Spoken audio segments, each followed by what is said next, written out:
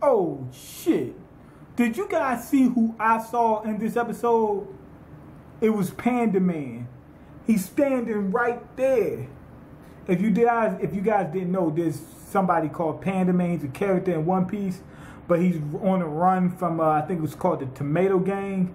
They could try and collect taxes or something like that. He's evading taxes or something, but he's supposed to be some type of powerful character. He was in Ultimate Muscle, if I'm not mistaken, or he was supposed to be one of the two. And he's a wrestler from the jungles of Tibet or something like that. And he's a hidden character. You know how One Piece got a few characters that they just show here and there. You know that it's like Where's Waldo? You got Where's MangaMiyn? He's in this episode. It was crazy. Anyway, Dorothy's dad fucked up. He realized that, damn, we're humans and we should stop treating slaves like this and stop treating, humans to that degree. But he fucked up. He's thinking that he can just go down to the humans and live amongst them just as normal, just like everybody else. But the problem is that Tenryubito did too much. The celestial dragons fucked humans over so much. The humans can't hold it back. They don't like the celestial dragons, period. He got the whole family into a pickle. Anyway, he's talking to the other Tenryubitos, and he told them, I'm going to live amongst humans.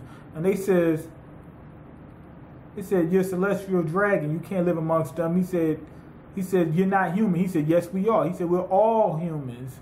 He said, we just belong to a different family. That's the only difference, but we're still human just like them. We're no better than them. We're no better than them at all. And he got into a big argument with them. Of course, he's right. But at the same time, you're not really human. And what I mean by that is, physically you're human. DNA, you're human, all that. But you guys live two completely different lives, and you can't understand regular humans. Anyway, they moved down there. They said, we're going to live humble lives. They got a big, giant, mega ultra mansion down there. And they was, oh man, they had so much money, it was ridiculous. And then he went down to the regular folks and messed up and told them, he said, yeah, I'm a celestial dragon. They looked, they're like, what the fuck? He said, I'm Doflamingo D. Sherlock Holmes, or whatever his name was, Holman or something like that. And everybody looked, they said, a celestial dragon, what the fuck is they doing down here? Now here's the problem.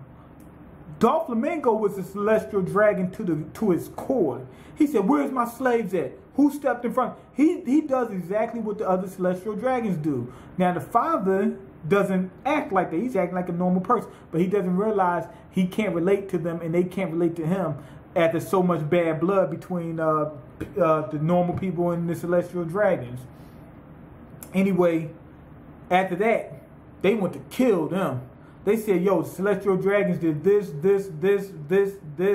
enslaved me, took my eyes out, shitting on somebody. They said one of the celestial dragons seen a little boat going by. They didn't like the fact that he was so close to him. He put his ass off the side of the ship and took a shit on the dude.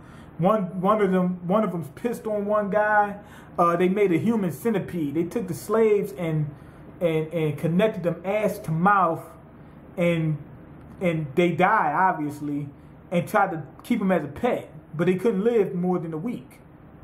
So after making all these human centipedes and whatnot, of course the humans didn't like that, so they tried to kill him and whatnot. Doflamingo's dad was able to get away a few times, and he was begging for his goddamn life. He begged the celestial dragon to let him back into Mary Jo's. He said, please let me back, please. He said, even if it's just my family, let me back. He begged him. He was on his knees. He was crying. They said, it's too late, motherfucker. It's too late, period. That's how they do people. Celestial dragons is no joke. And the people were complaining about how much they had to pay taxes to the celestial dragons, and that it caused them to be poor, and they really can't live normal lives because of the celestial dragons. Anyway, MangaMiyn and his boys, they beat the brakes off of Dorothy and his little brother. Dorothy and his little brother had to steal bread just to eat. So now they realizing what it's like to be those people. They said, damn, I felt pain for the first time in my life. It's the first time I ever got beat up. You know, this is the first time I had to steal. This is the first time I'm so hungry. I'm eating off the ground. He was talking about how bad it was, about how this isn't sanitary and yada yada this, yada yada that. Now he's like, I don't give a fuck whether that bread was in the trash or not. I got to eat. So now he's seeing what it's like when you had to eat. And Panda Man and his boys beat the brakes off of them. Just because they were Timberbetos and they found a reason. They said they stole some bread, so they found a reason to beat the shit out of him. You know, beat the shit out of him. Anyway, they tried to kill him. It looks like, but this was a flashback within the flashback. It was Doflamingo had nightmares. So Doflamingo had nightmares about this thing. Later on, Corazon had got stabbed by Law, but he didn't tell Doflamingo.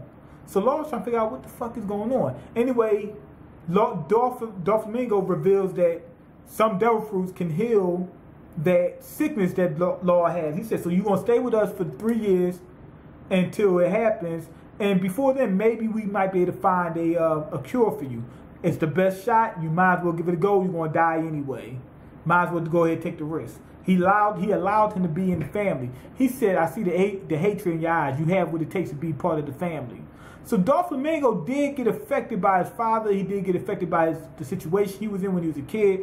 All that. Because now, at this point in time, he sees the hatred towards humans or the hatred in general as more of a qualifying factor to be part of the family than being human. He could be around humans. There's no problem for him. So I think that he sees that he is human, but he also sees that he's above human in terms of just the bloodline. Like, he actually believes that he's better than other humans, but he does know true to heart that he really is a human. So the best qualifying factor to him for being in the Dark Quixote family is not your bloodline and anything like that. It's whether, you know, you have the hatred in you. Basically, if you had the same views as him. He wants to see the world burn. He wants people that want to see the world burn around him. He wants a Joker part of his crew. That's what it really is. So I think it really affected him. And I think they did a better job in this anime than they did in the manga, showing that. And, you know, you could really get a sense of what happened. You know, after seeing what he went through, he realized, damn, I kind of am human. I can get hungry. I can get desperate. All that kind of stuff. But he still thinks that, okay, because of my bloodline, I'm better than the other humans. So I think his dad had an effect on him and all that kind of stuff. I think they did a better job in anime than they did in the manga. Corazon covered up for him. But anyway, later on, Buffalo and Baby 5, they was begging Law to tell him his name.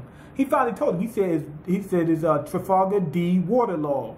And he was getting ready to tell him the secret behind the D name, and they cut him off and all that kind of stuff. And it was basically they teasing us.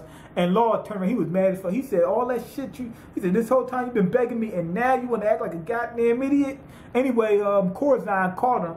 He heard that. When he heard him say D. Waterlaw, he popped. The motherfucker popped. He just went like this. Who said that? Anyway, we find out he can actually talk. He's been acting like he was mute this whole time, but he can actually talk. And he told Law, he said, get the fuck away from Doflamingo. Now, anyway, I'm not going to spoil it. But anyway, he was getting ready to reveal something about the D's.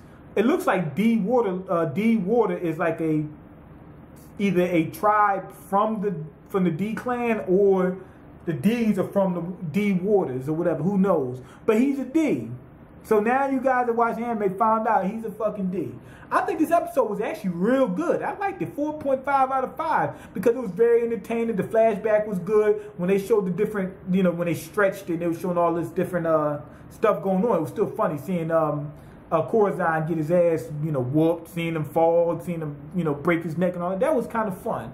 The reveal was good. I liked the, you know, the interaction with him and Buffalo and Baby 5 and all that. It was fun. It was a fun episode, and the reveals was good. You know, Doflamingo, like I said before, I think they did a good job at showing his backstory and why he is the way he is to a certain degree. We still didn't get the whole thing. But I think they made it actually more clear in the anime than they did in the manga. But anyway, go ahead and leave your comments, like the video, and subscribe because I can't eat. I'm broke, nigga. I'm broke. And you got the power to change that. Peace.